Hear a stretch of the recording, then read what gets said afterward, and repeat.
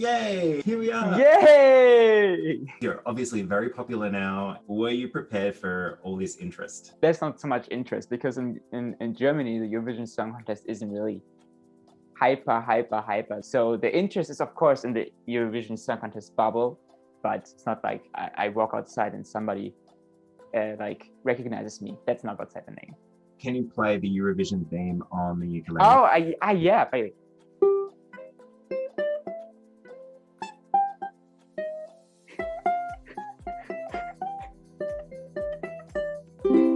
I actually used to play with the chords too, but I relearned it. I can't do it anymore. But ta-da! Gosh, I feel such joy when I hear that. In a nutshell, and I know that this is well documented now, but yes, where the hell did you come from? And can you please... Where did you come from? Where did you go? Where did you come from? It started by me wanting to go into the Eurovision Song Contest. I said, okay, I have to go full out. And that's why I screamed it out on social media. I decided to make a music video for the first song that I produced that I thought was perfect, building the washing machine so they looked like a laundrette, and I built myself a little film studio. I posted the behind the scenes of it online, on TikTok. And in each and every video I said how to make a music video if you want to apply for the Eurovision Song Contest if you don't have any money. Somebody on Instagram messaged me, I have the connections. They said, oh my God, this is a cool song. Oh, his music video seemed like a nice project. Jendrik, if you can cut the video by August 15th, you're in the first round. And it was really exhausting. Yeah, oh my word. I had like 3 breakdowns, but it worked. And I got through all the rounds. Now I'm here doing an interview with you. Yeah, so you're like writer, director, producer. Plus, you come from musical theater, so you're like a dancer, actor. It's nice that you can get to use all of these things to create something that is essentially your own. Realizing the dream is great, is what I'm trying to say. And so... Thank you. I think the main inspiration really comes from this little piece of wood, because how it sounds, and then I create songs out of the way it sounds. Should I sing it? I'm gonna have to look at the lyrics because you sing so fast. Oh yeah, that's true. Yeah, I'm doing an acoustic slow version, so you understand the lyrics actually. And I'll do some completely waxing. Oh, I love that. I don't feel hate. That's quite easy to understand, right? I just feel so right. Careful, now comes the... You feel so very clever whenever you find another way to run me down. But I don't feel hate. Yeah. I just feel so right. Yeah. So you can wiggle with the middle finger, it'll never wiggle back to you. Cause I don't feel...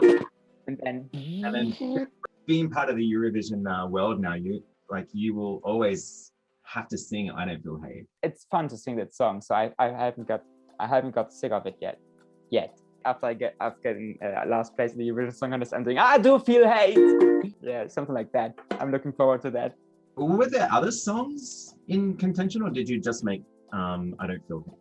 Before the process, I only did one I Don't Feel Hate, but in the process, we had the possibility to go to a songwriter camp. So all the artists that got in the second round, I went to one in Woking in London, and in those 4 days, I wrote 4 different songs.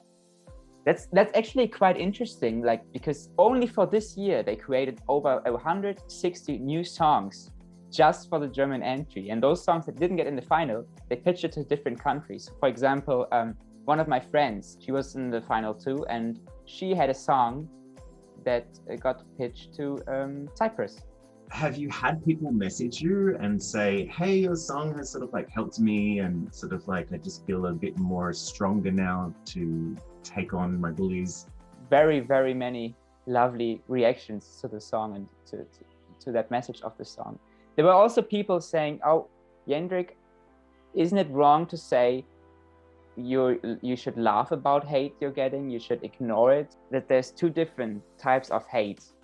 There's, for example, there's the shallow hate, saying, oh, your song sucks and your hair looks weird. And then you can say, I don't care about that. There's the other kind of hate, the disrespectful hate, the hurtful hate, which is homophobia, which is racism, which is sexism, which is a religious hate, which is all those different kinds that I'm trying to put into the music video and little stories.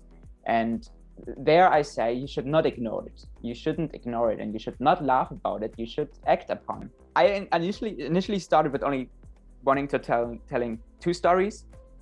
So I wanted to have 2 friends and my middle finger, and we're going to act out different scenarios. Oh, peace sign now.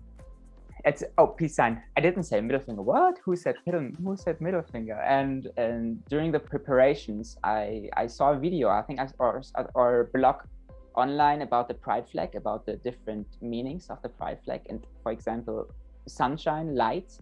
My first thought was about my friend Simon, who's always, when he's on stage, very optimistic, and he has this little happy dance. And I was like, oh, he's going through life with such an optimistic opinion, even though he gets a lot of hate in his auditions because he's a little bit bigger than others. I made his story how did I name the contest? Little Miss Sunshine, I think.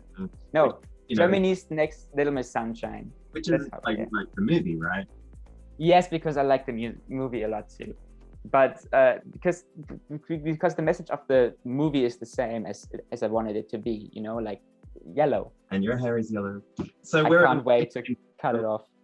No, don't you dare. No, not before the Eurovision Song Contest, but after probably. We'll see. There'll be like a cat in there, and yeah, it's like, what is this? Oh, okay, another cat. Oh, what is this? Oh, a spoon. I looked for this over. Oh, there's my ukulele. Okay, never mind. So where are the washing machines now? I was washing the washing machines after the holy color things, and a plane came. What's it called? Helicopter. A helicopter came, and somebody went down on a